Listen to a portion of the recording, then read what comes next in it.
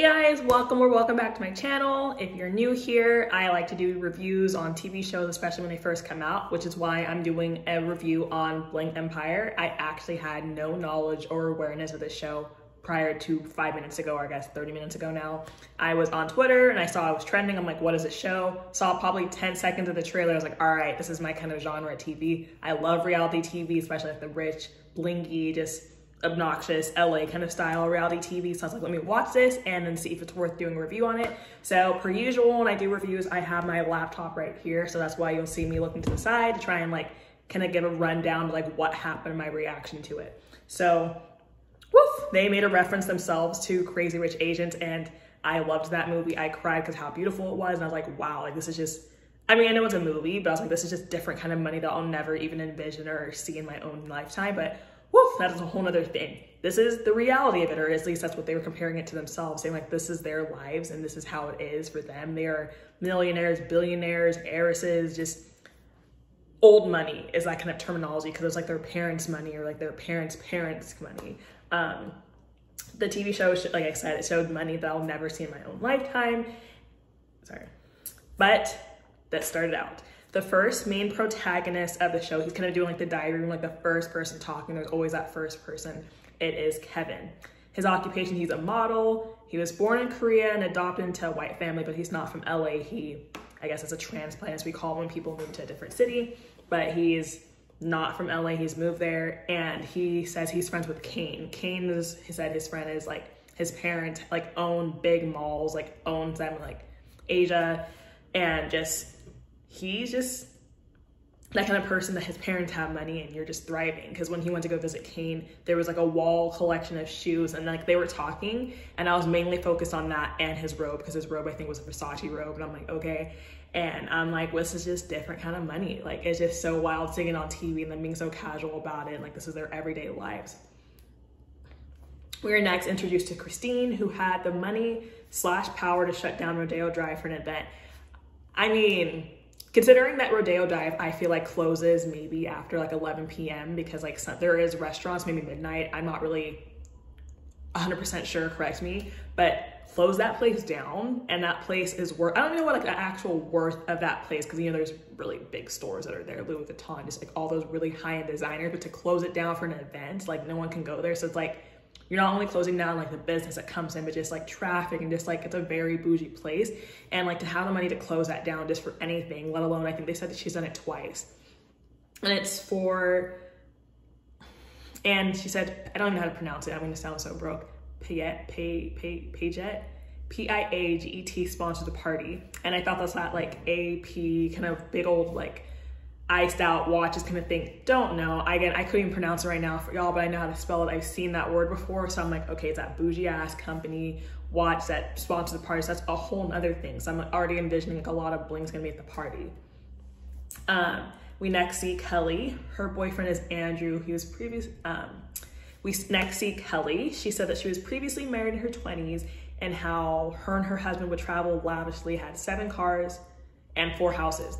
There were a lot of different things she was saying. I was like, when these rich people be saying they have hella houses, and I know like, they're not spending like, it's not cheap houses. So you're paying millions on these houses. And I know that's like, we have a house here, here, here, here, but you're probably never at these houses. So who's sitting at those houses year round? I know they ain't renting it out. Like it's just always really wild to me. Like how you have multiple, let alone 2 is already a lot to me, but 4 houses, 5, like why? I just always am baffled by it. Again, I don't know. That's just something I really focused on aside from the 7 cars, which I use my 1 car all the time. So I can't even imagine kind of like, I'm gonna use this car today, the 2nd car, the 3rd car, like that's just a lot, but very interesting on that. But aside from her riches, she says it turns out that her husband was being fraudulent and they had to owe millions on millions back. And obviously she said former husband, because now she has a current boyfriend whose name is Andrew, and he was the Red Power Ranger. Didn't watch the movie, TV show, series, whatever Power Ranger she's referring to. Don't know him, didn't recognize him. It wasn't like I was just like, okay,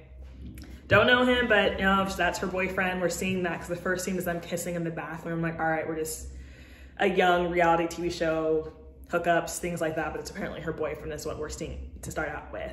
We next see Anna, and we're introduced to her when she was banging a hammer against a wall. She's literally like sledgehammering this wall and it's like breaking open. I'm like, you all had to use this as her intro. Like, we don't have any introduction at all. We're seeing that. So I'm just thinking like, this is her character. She's wild, she's loud, or just, I don't know use the word crazy. That doesn't mean you're crazy because you were being a wall open. But I was like, okay, this is how we're gonna get introduced to her. So she's gonna be really, I don't know how the word to use it. I was like, I'm just gonna pay attention for her. And the big event happened, hosted by, forgive me because I'm learning them, Christine's big party for Chinese New Year. And I had to search when Chinese New Year was, because I'm trying to figure out like when this was, considering that we're in 2021. And if this was filmed last year, it had to be before COVID, so at least before March, because I don't really know when Chinese New Year was before this, but it says February 12th. I don't know if it changes every year or if it's like it falls on a certain weekend. It says February 12th. And considering that's right before the pandemic like really picked up, I'm kind of curious to see how the rest of the series is going to be. I've only watched episode 1 so far. And yeah, this is super dope. They were able to film all this because it doesn't look like COVID was even a thing or even on the horizons at that time, considering this is LA, where it's the big focal point at this moment.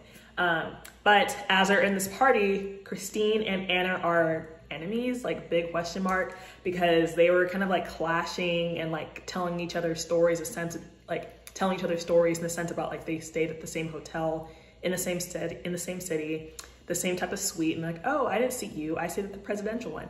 I did too. Well, I'm like, obviously, if y'all both stayed there, you both stayed at the same hotel, same room. It was obviously a different time. So I don't know if someone was thinking someone was lying or was someone lying. Like, just because you're both staying at the same place doesn't mean that you were there at the same time. It was very stunty. And I'm like, Anna looks very grown, like mother grown. And Christine's like mid-30s, if I'm giving her justice on her age or not.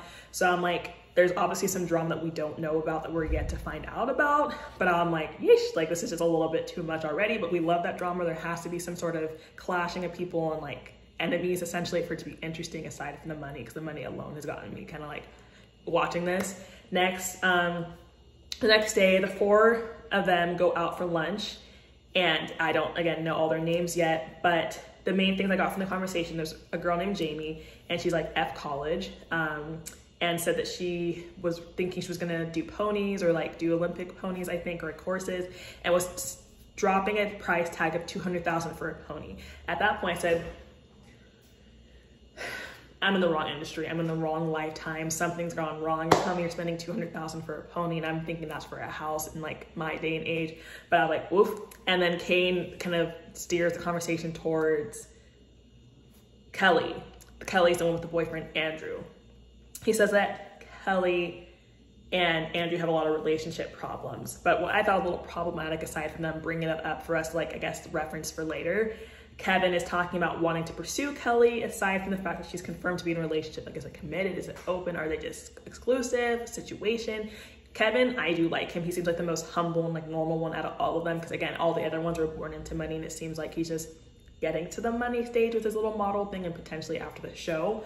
But he's like, oh, he was like really complimenting her hella in the confessional, and it was just very like uncomfortable because again, I know she's in a relationship, so I'm like, you're saying this, and again, you can compliment someone and like admire them from afar, but she's in a relationship, so it was super weird to me for that fact.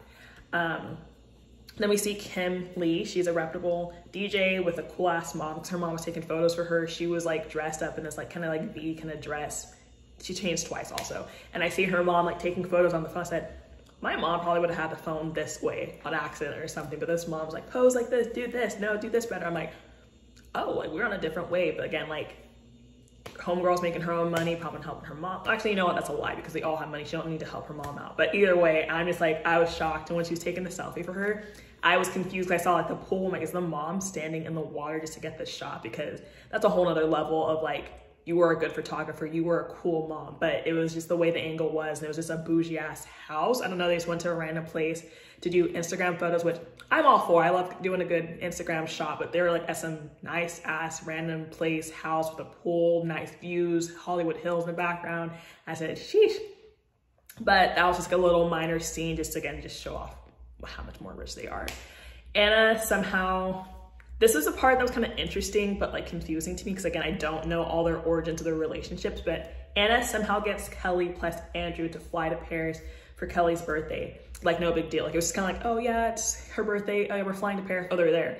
And I'm like, are Kelly and Anna best friends? Is it just like they're good friends? Is it like friends, you know, there's different tiers of that, just the sense like, oh, we're just flying to Paris. Oh yeah, I'm taking her. Like, I know that Anna has beef with Christine, so I was like, what is her relationship with Kelly? And then like all of them, like again, there's a lot of characters I'm still learning. It's just in the first episode. Fly over there, like it seemed like it was planned the hour before. So it was just like, oh yeah, let's go to Paris tomorrow. Or not even tomorrow, let's go right now, like pack her bags and let's go this very minute.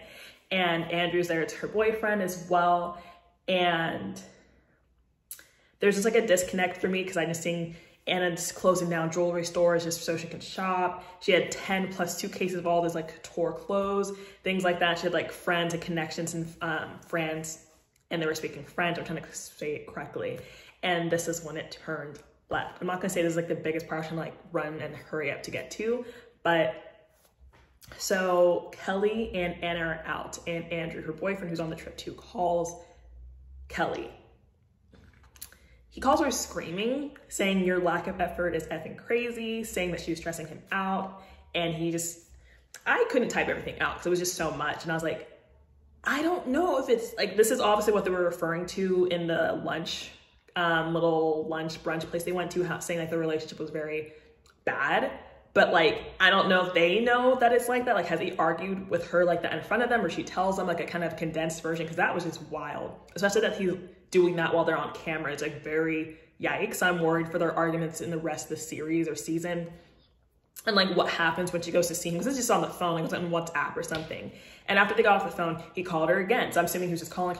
And she told Anna her excuse for like not bringing him with them was that like he was sleeping and she didn't want to wake him up, which is valid. But like, to me, I know some arguments are kind of just like, hey, like ask them and they either say yes or no, but it's like he flipped out on the fact that she kind of explained why she didn't wake him up and he still was screaming. I'm like, okay, I'm really scared when she goes back to the hotel room.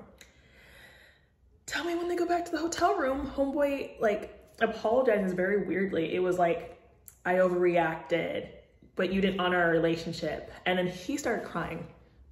He was the one screaming at her, and he was like red-eyed crying, and like she was consoling him, even though he was the one that yelled at her and got mad at her. I said, what is this? Not the show, but just like that. Like, that's very scary. So I'm like, okay, I guess I feel like the whole season, when it's focusing on her, it's going to be on their relationship and eventually them breaking up, because there is no way you can stay together like that. Like, that was wild. Like, the man has things he needs to work on, or I don't know if it's them that brings that out in him, but Lord, that was not okay. Oh yeah, it changes back to Beverly Hills, and Christine is in a Bugatti store. Correct me if I'm saying it wrong, because I've never even heard of Bugatti, with Kane, because she suddenly wants to buy a motorcycle in lieu of a natural disaster. I think she said earthquake, nuclear war, just very exaggerated. And I'm like, okay, they just needed something to just stunt and just randomly buy a motorcycle in the random, like, no reason, because Kane was like, I didn't even know she could like ride a motorcycle. I've seen her on pictures on them, like shows her on Instagram on motorcycles, not like her actually just buying them. And again, I'm pretty sure they're expensive. There's no way they'd buy something cheap.